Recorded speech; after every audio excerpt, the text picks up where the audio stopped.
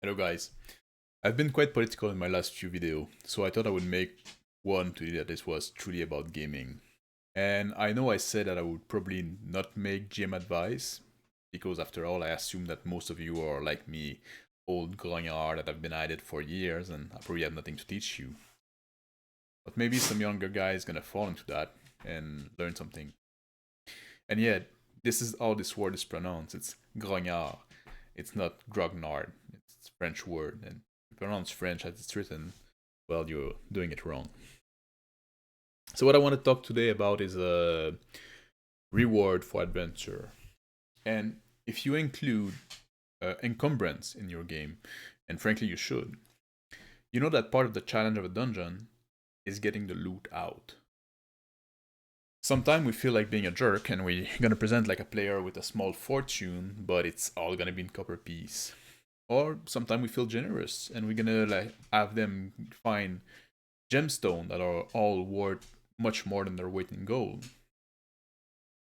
But what I want to talk about today is rewards that are neither precious metal, nor gemstone, nor weapon or spell or magic item.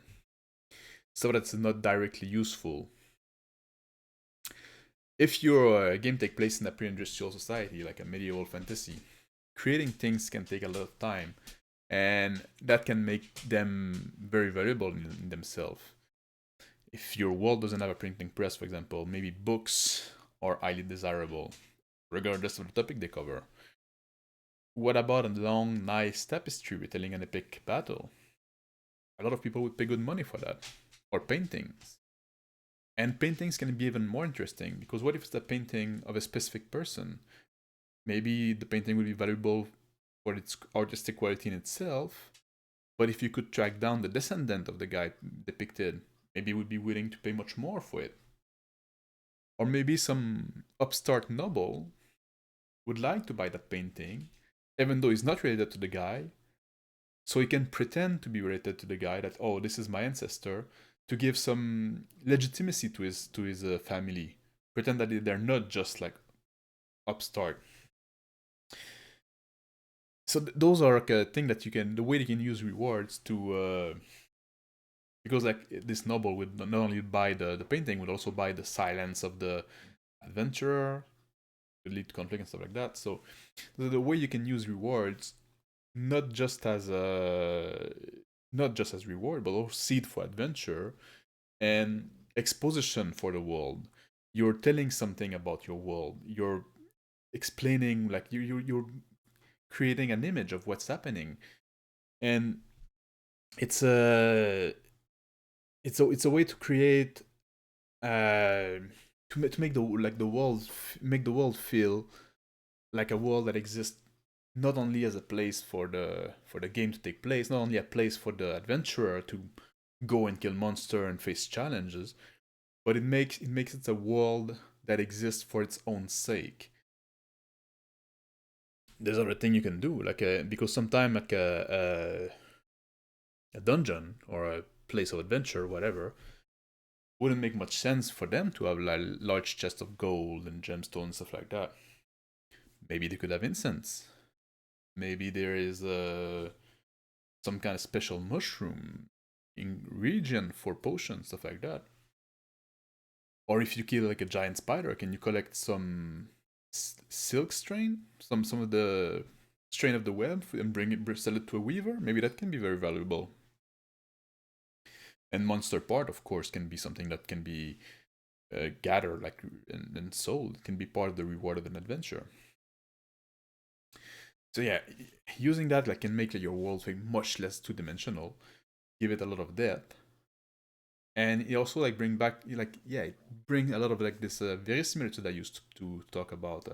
I've talked a lot about a lot, because the people in the world are like they have interest, they have different things they like, they have different things they believe. It's not only about like gem and gold. Like I said, the world doesn't just become a place that exists for the adventurer to go in and kill stuff. The world exists for its own sake, for itself. One of my favorite type of reward that I like to include in a horde is the spice. I think that's even today we have like spice that is worth more than its weight of gold, like saffron, stuff like that. And in medieval time, that would be, I would think, that before globalization, it would be a thing that would be hard to come by, like spices and exotic fruit and stuff like that. They can be something like interesting to add. Of course, if you're in a world with like this teleportation gate everywhere, and again we come back to the iMagic setting where you have airship and stuff like that, and this doesn't, you lose that. It's one of the things that this iMagic setting can impact on the world. But if you stay with a low magic setting, pre-industrial revolution, pre-industrialized, you can have those type of reward become interesting in themselves, and it also become like an opportunity to, if you're in a skill-based game, you can have a player use their character skills to in the like the skills become useful in the dungeon. Or if they have like a, if you're not in a skill-based game, if they have like occupation or past profession, now you can be like, oh, you find like a clay pot with some kind of like reddish brown dust in it that smell very strong. You're a cook, right? Okay, you recognize that dust as a cayenne powder, and you know that back home it's very valuable. Stuff like that. It link the character to the world, and it make the world again more deep.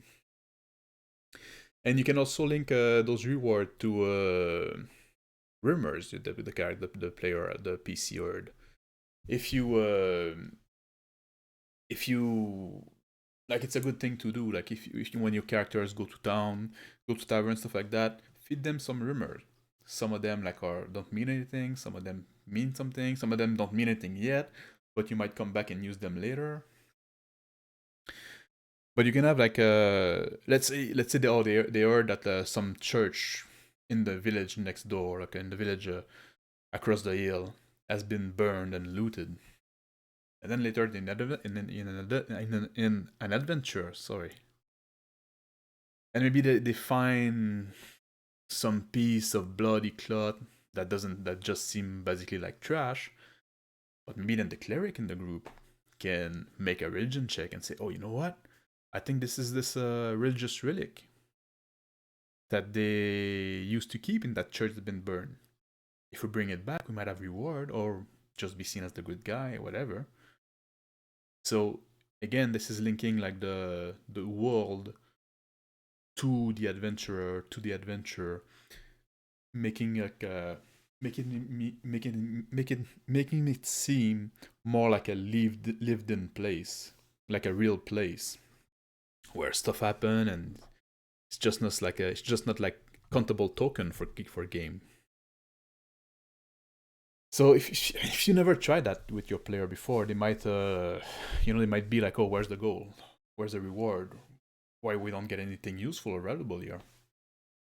So maybe you want to try train the player early, like early in the campaign. Have them go like on a quest to drive out a band of bandits that have been attacking the road, and make it in their lair that there's not much gold, not much silver, but a lot of like valuable commodities. And the player should pick the end that, oh, the bandits robbed the stuff because it is valuable. So maybe it's something we should, if the player bring it back to town, oh, we found that, then they get rewarded for it, and then they can pick up the hint, and in the rest of the campaign, they know to look up for that stuff. They know that, oh yeah, this world is not just about gold and silver and gemstone. People want stuff. People have taste and interest, and that is outside of just shiny stuff. So, and yeah, so that's the way to, like I said, make rewards a little more interesting, in my opinion. Make them become like part of like a puzzle for and not just a puzzle of like, oh, we can get that stuff out, but a puzzle of like, oh, what is worth getting out, what is better left behind, and link the player and the rewards to the world. Make the whole thing feel more cohesive and more like a real place. So that's what I want to talk about today. I hope this was interesting, and thank you for watching. And I'll see you next time. If you have a other like idea or comment, leave them down below. Take care.